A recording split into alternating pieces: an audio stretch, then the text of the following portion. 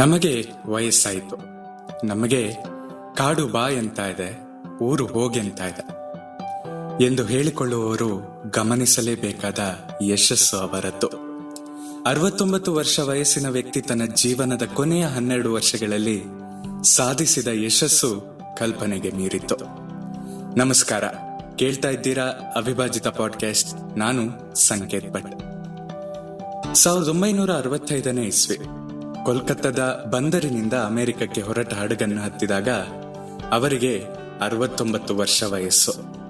ಕೈಯಲ್ಲೊಂದು suit case, ಕಂಕಳಲ್ಲೊಂದು ಛತ್ರಿ ಮತ್ತು ಒಂದು ಪುಸ್ತಕಗಳ ಗಂಟು, ಇವಿಷ್ಟೇ ಅವರ ಲಗೇಜು. ನ್ಯೂಯಾರ್ಕ್ ತಲುಪಿದಾಗ ಅವರ ಬಳಿ ಇದ್ದದ್ದು ಕೇವಲ $7, ಅಂದ್ರೆ $200 ಮಾತ್ರ. ಅವರು ಹೋಗಿ ನೆಲೆಸಿದ ಕಾಲೋನಿಯಲ್ಲಿದ್ದ ಹಿಪ್ಪಿಗಳದ್ದು ಮಾದಕ ವಸ್ತು ಸೇವನೆ, ಸ್ವಚ್ಛಂದ ವರ್ತನೆ, ಆಧುನಿಕ ಜೀವನದ ಅಸ್ಥಿರತೆಯನ್ನು ಅನುಭವಿಸುತ್ತಿದ್ದ ಅಲ್ಲಿನವರಲ್ಲಿ ಇವರು ಒಂದು ಸಂಚಲನವನ್ನೇ ಮೂಡಿಸಿದ್ರು. ಅವರು ತಮ್ಮದೇ ಆದ ರಾಗದಲ್ಲಿ ಹಾಡುತ್ತಿದ್ದ ಹರೇ ಕೃಷ್ಣ ಹರೇ ಕೃಷ್ಣ ಕೃಷ್ಣ ಕೃಷ್ಣ ಹರೇ ಹರೇ ಎಂಬ ಮಧುರ ಗಾನ ಅಮೆರಿಕರನ್ನು ಆಕರ್ಷಿಸಿತ್ತು. ಒಬ್ಬೊಬ್ಬರಾಗಿ ಅಲ್ಲಿದ್ದ ಜನ ಇವರ ಪಂಥವನ್ನ ಸೇರಲಾರಂಭಿಸಿದರು.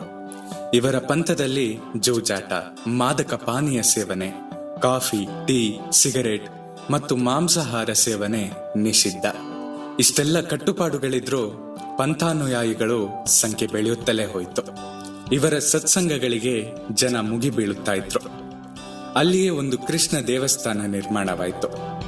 ಹರೇ ಕೃಷ್ಣ ಪಂಥವೆಂದೇ ಹೆಸರಾದ ಅಂತಾರಾಷ್ಟ್ರೀಯ ಕೃಷ್ಣ ಪ್ರಜ್ಞಾ ಸಂಘ ಮೊದಲಾಗಿದ್ದು ಹೀಗೆ. ಆ ವ್ಯಕ್ತಿ ಶ್ರೀ ಭಕ್ತಿ ವೇದಾಂತ ಸ್ವಾಮಿ ಪ್ರಭುಪಾದರು. ಮುಂದಿನ 12 ವರ್ಷಗಳಲ್ಲಿ ಅಂತಾರಾಷ್ಟ್ರೀಯ ಕೃಷ್ಣ ಪ್ರಜ್ಞಾ ಸಂಘ ಜಗತ್ತಿನಲ್ಲೇ ಹರಡಿತು. ಅವರು 14 ಬಾರಿ ವಿಶ್ವ ಪರ್ಯಟನೆ ಮಾಡಿದ್ರು. ಧರ್ಮ ಪ್ರಚಾರ ಮಾಡಿ ಪಂಥವನ್ನು ಬೃಹದಾಕಾರವಾಗಿ ಬೆಳೆಸಿದ್ರು.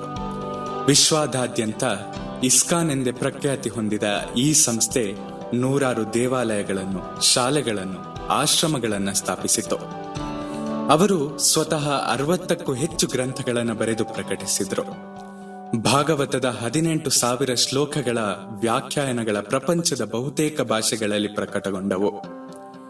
ಭಗವದ್ಗೀತೆಯಂತೂ ಕೋಟಿಗಟ್ಟಲೆ ಜನರ ಕೈ ಸೇರಿತು. ಅವರು ಸ್ಥಾಪಿಸಿದ ಭಕ್ತಿ ವೇದಾಂತ ಗ್ರಂಥಮಾಲೆ ಹಿಂದೂ ಸಂಪ್ರದಾಯದ ಸಾವಿರಾರು ಪುಸ್ತಕಗಳನ್ನು ಪ್ರಕಟಿಸಿದೆ. ಇಸ್ಕಾನ್ ಸಂಘ ಬೆಂಗಳೂರಿನಲ್ಲೂ ಒಂದು ಅತಿದೊಡ್ಡ ಸುಂದರ ದೇವಾಲಯವನ್ನ ನಿರ್ಮಿಸಿದೆ. ಅವರ ಅಕ್ಷಯ ಪಾತ್ರೆ ಯೋಜನೆಯಲ್ಲಿ ಲಕ್ಷಾಂತರ ಶಾಲಾ ಮಕ್ಕಳಿಗೆ ಮಧ್ಯಾಹ್ನದ ಊಟವನ್ನು ಬಹಳ ಚೊಕ್ಕದಾಗಿ ವಿತರಿಸುತ್ತಿದೆ. ಕೋಲ್ಕತ್ತಾದಲ್ಲಿ ಜನಿಸಿದ ಅಭಯ ಚರಣ್ ಡೇ ಅವರು ಔಷಧ ವ್ಯಾಪಾರಿ ವೃತ್ತಿಯಲ್ಲಿದ್ದವರು. ಸಂಸಾರಸ್ಥರ ಜೀವನ ನಡೆಸಿದವರು. ತಮ್ಮ 63ನೇ ವಯಸ್ಸಿನಲ್ಲಿ ಸನ್ಯಾಸ ಸ್ವೀಕರಿಸಿದವರು. ಧರ್ಮ ಪ್ರಚಾರದಲ್ಲಿ ತೊಡಗಿಕೊಂಡವರು. ಇದಾವುದೂ ವಿಶೇಷವಲ್ಲ.